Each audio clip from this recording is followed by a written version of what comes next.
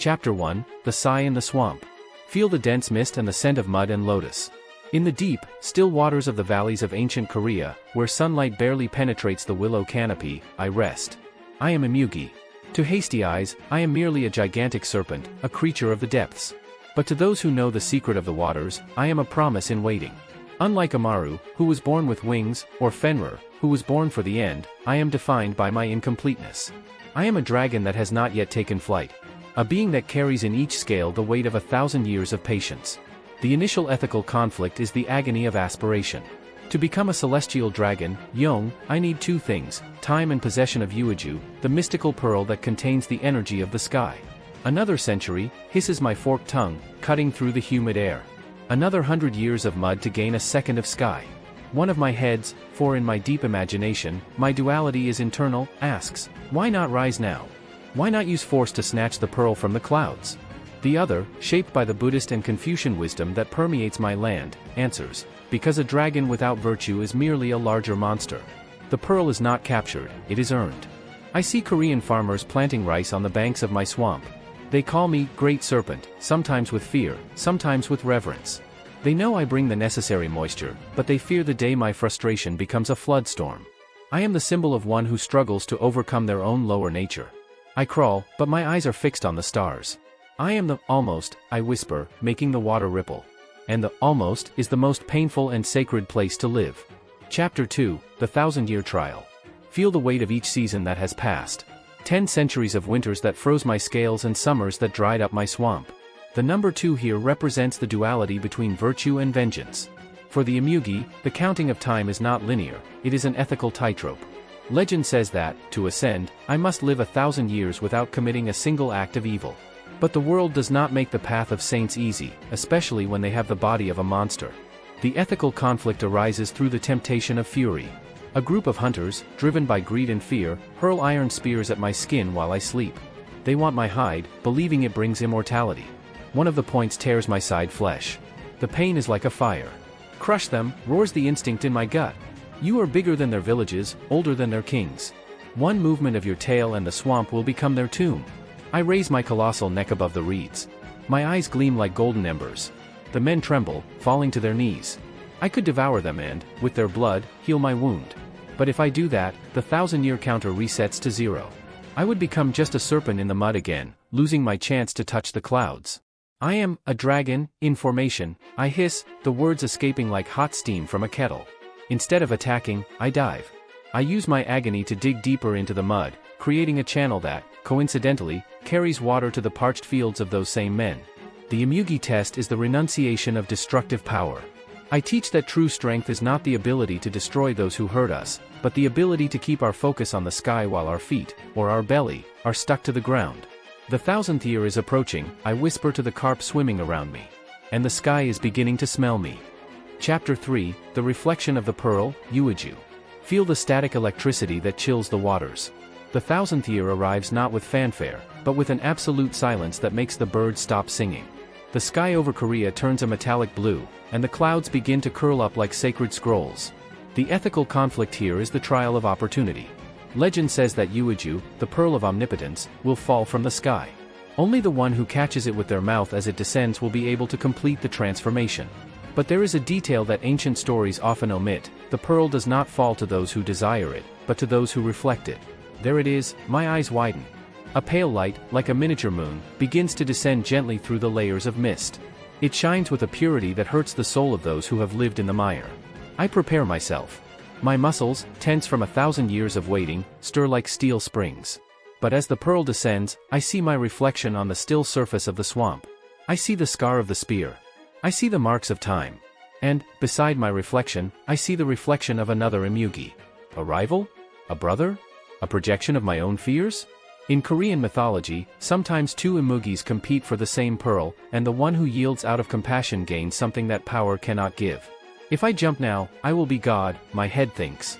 But if I jump, the displacement of air will cause the other to fall into the depths forever. The number 3 represents synthesis. I am no longer just the serpent, 1, nor just the desire of heaven, 2. I am choice, 3. The pearl is a few meters from the water. Its brilliance illuminates the lotus flowers, revealing that the beauty of the earth is as real as the glory of heaven. I hesitate for a millisecond. The real ethical question isn't, do I deserve it, but, who will I become if I take it from someone else? Chapter 4, The Leap of Sacrifice. Feel the suspension of all gravity. The Yeouiju hovers like a diamond promise, inches from the surface. Its brilliance is so intense that the swamp mud seems like stardust. The other Imugi, the shadow that emerged from the depths beside me, prepares to pounce. His eyes are red with despair, mine are golden with weariness. The ethical conflict here is the sublimation of the ego. 1,000 years of waiting tell me, take what is rightfully yours. But the wisdom of silence tells me, the dragon born of ego only brings storms of fire. The sky doesn't have room for two dragons at once, hisses the air between us. I look at my rival. He is young, impetuous, an image of who I was 900 years ago. If I leap, I will crush him with my age-old weight. If I don't leap, I will remain in the mud for another eternal cycle. The number 4 is the number of stability and foundation. The moment my muscles contract for the final strike, I shift my body angle. Instead of opening my jaws for the pearl, I use my powerful tail to create an arc of crystalline water, propelling the Yeouiju toward the other. Fly, my thought echoes like a temple bell. May your flight be proof that the mud hasn't corrupted my heart. The other Imugi captures the pearl. The sound isn't a snap, but a musical note that makes the mountain vibrate. In the blink of an eye, it's no longer a serpent. Its scales turn pure gold, deer antlers sprout from its forehead, and long silver whiskers float in the wind. It roars, a sound of triumph that clears the clouds, and rises, leaving behind only a trail of light. I fall back into the mud. The impact is heavy, cold, and lonely. The peasants, watching from afar, lament, the great Imugi has failed. He will remain a monster. They did not see what happened beneath the surface. They do not understand that, in the hierarchy of the spirit, sacrifice is the true pearl. I am still here, I whisper, feeling the water close in on my head. But I am not the same. I am the Imugi who gave the sky to another. And, in the silence of defeat, something begins to change in the temperature of my blood. Chapter 5, The Earth Dragon, Yong. Feel the freshness of the water that is no longer stagnant. In the silence after the roar of the other's ascent, the swamp has become an absolute mirror. The number 5 represents the transmutation of the elements. I expected the sky, but I received the depth. I expected glory, but I received peace. The ethical conflict of this chapter is the acceptance of purpose. Often, we believe that success has only one form, the clouds, ignoring that the foundation, the earth, needs as much light as the top. As I rest at the bottom, I feel my scales change. They do not become golden like those of the celestial dragon, but gain the color of deep jade and basalt. I am not ascending to Hanan Pasha, the sky, I am becoming Yong, the dragon king of the earthly waters. You have not failed, says the voice of the earth itself, vibrating through the riverbed. The sky needs guardians, but men need roots. Who will tend the springs if everyone decides to fly? At this moment, I realize that my renunciation in the previous chapter was my true final test. By relinquishing the pearl, I freed myself from desire, and without desire, the serpent form is no longer a prison, but an instrument. I begin to move through the water veins of Korea. Wherever I pass, the drought ends. Wherever I rest, the lotus flowers double in size. Wherever I breathe, the water becomes medicinal. The peasants no longer see a monster. They see Yong, the benevolent dragon. They build small shrines on the riverbank, not to appease me, but to thank me. I have become the guardian of the life cycle that sustains the kingdom. The sky is vast, I think, as I see the trail of light from my brother high above, but the earth is deep. And it is in the depths that the secret of life is kept. I discovered that there are 1,000 ways to be a dragon. Some involve wings, others involve being the channel through which life flows. Chapter 6, The Pearl of the Heart, the True Yeouiju. Feel the gentle warmth that begins to emanate from your own chest. It is not the heat of destructive fire, nor that of suffocating magma, it is the incandescence of a star born from within. The number 6, the number of harmony and responsibility, now reveals the greatest secret of Korean mythology: form follows soul, not the other way around. The ethical conflict here is the deconstruction of the mirage. For 1,000 years, I believed that the Yeouiju was an external object, something that heaven should grant me. I was focused on the prize, not the process. Where is the light? Asks my conscience, as I plunge into the darkest waters of an underwater grotto. Suddenly, the darkness of the cave is illuminated. But the light does not come from a pearl that fell from the sky. It comes from a sphere of translucent light that formed between my claws. She was born from my act of compassion, my millennium of patience, and my final acceptance. I look at the pearl in my hands. It is made from every tear of frustration I held back and every drop of sweat I shed protecting the valley. True Yeouiju is not given, whispers the spirit of the ancestors that dwells in the winds. It is distilled by virtue. You didn't need heaven to become a dragon. Heaven has always been waiting for you to become the dragon down here. With the pearl in my power, my body undergoes the final transformation. My jade scales become indestructible. I grow not only in size, but in presence. I understand that the power of the pearl is not to fulfill selfish desires, but to maintain harmony between the human and the divine. I am no longer an Imugi who desires, I declare, and my voice now makes the very foundations of the mountain sing. I am the dragon who provides. I rise to the surface, not to flee the earth, but to bless it from a height where I can see all the needs of my people. The pearl shines in my throat, transforming each of my breaths into fertile mist. Chapter 7, The Guardian of the Three Realms. Feel the expansion of your being. The number 7 is the number of spiritual perfection and profound analysis. Now that the Yeouiju shines on my chest, I am no longer a creature of a single element. I have become the axis. The ethical conflict of this chapter is the burden of omniscience. How should Yong, the dragon, act when he can see, at the same time, the needs of heaven, the pains of earth, and the laments of the underworld? I rise above the peaks of Mount Siurak.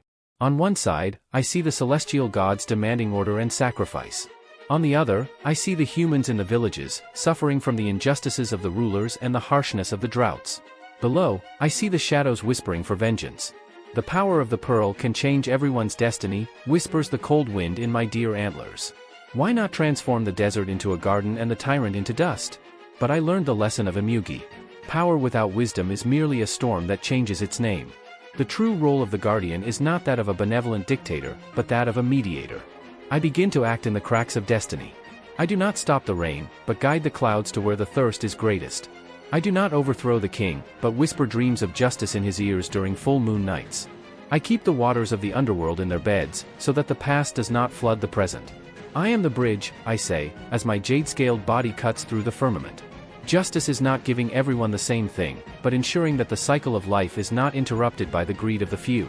In this chapter, I teach that true authority is born from service. The Korean dragon is the protector of agriculture and morality. I become the symbol of tripartite harmony. If heaven is at peace with earth, and earth is at peace with what lies beneath it, my pearl shines with a pure white light. To watch is to love from afar, I understand, as I see a child gather the first grain of rice of the season. And my gaze now reaches the infinite. Chapter 8, The Dance of the Fox and the Dragon. Feel the air fill with a different kind of magic, not the brute force of the waters, but a subtle seduction, a scent of wildflowers and smoke.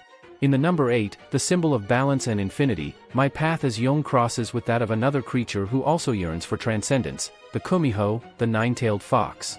The ethical conflict of this chapter is the difference between ascension and humanity. While I, the Imugi, fought for 1,000 years to become a celestial dragon god, the Kumiho struggles to become something many gods despise, human. She possesses a marble bead in her mouth, her own version of the Yeouiju, but she uses it to absorb the essence of men. Why do you seek the clay when you already have the stars? I ask, my voice echoing like distant thunder as my jade scales gleam under the moon. And why do you seek the stars if they are cold and distant? She replies, her form oscillating between a woman of lethal beauty and a nine-tailed beast of white fire. The sky is vast, dragon, but it knows neither the warmth of an embrace nor the taste of a tear. In this dance of opposites, we realize that we are two sides of the same Korean coin. I represent elevation, the spirit that rises. She represents incarnation, the spirit that desires to feel. The conflict reaches its peak when she asks me to use the power of my pearl to hasten her transformation. If I do, I will be interfering with the free will of nature. If I refuse, she will continue her predatory hunt to survive. The justice of the earth and the hunger of the soul cannot be resolved with a miracle, I decide, lowering my colossal head to the level of her shrewd eyes. Instead of transforming her, I share with her a little of my 1,000-year patience. I teach her that humanity is not something to be stolen, but something to be cultivated through empathy. And she, in return, reminds me that a dragon who forgets the ground from which he came loses the purpose of his flight. We are the guardians of the threshold, we whisper together. I protect what they need, you desire what they are. The 8 is completed. The dragon and the fox are not enemies, but the two poles that keep culture alive, the sacred ideal and worldly desire. Chapter 9, The Eclipse of Memory. Feel the freshness of twilight. The number 9 is the number of completion and deep introspection, the last step before the cycle closes in on itself. I, Yong, the dragon who was once mud, now face the most subtle challenge of all, detachment from my own legend. The ethical conflict of this chapter is the trap of glory. After achieving ascension and protecting the kingdoms, the world began to deify me. Temples were erected, names were engraved in stone, and my story became a rigid structure. The danger is that, by becoming a symbol, I lose the fluidity that brought me here. A dragon that becomes a statue ceases to be life. I am the Lord of the Waters. Proclaims my memory, proud of its 1,000 years of trial. You are only what flows, retorts the wisdom of the pearl in my chest. And water that stagnates, rots. At this moment, an eclipse occurs. The moon covers the sun, and for an instant, the world plunges into a mystical twilight. It is the moment of necessary oblivion. I decide that, for the new cycle of humanity to begin, I must withdraw my physical presence from the world of men. The dragon should not be a crutch for the people, but a silent inspiration. I will cease to be a form to become an essence, I decide, as my jade scales begin to dissolve into mist. I erase my tracks. The footprints in the swamp are covered by lotus. The stories about the dragon that gave the pearl to another become myths, then fairy tales, until only the feeling of hope remains. 9 is the act of letting go, I whisper, feeling my body become as vast as the very sky of Korea. I don't need to be remembered by name, as long as the river keeps flowing and justice keeps sprouting in the hearts of the simple. I prepare myself for the final dive, not to the bottom of the swamp, but to the center of unity. Chapter 10, The Return to One, The Endless Flight. Feel the absolute silence. The number 10 is not just an ending, it is the return to the original unity, but now enriched by all the experience of the journey. I, who began as a hungry Imugi in the mud and became the majestic Yong in the clouds, now arrive at the state of Mu, the full emptiness.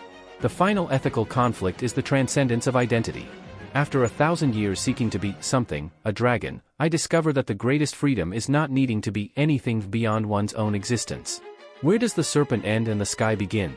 I ask, as my jade body dissolves into white light. The answer does not come in words, but in sensation. I become the very rain that falls on the rice fields. I become the reflection of the moon in the water that once sheltered me. I become the sigh of relief of the peasant who sees the harvest prosper.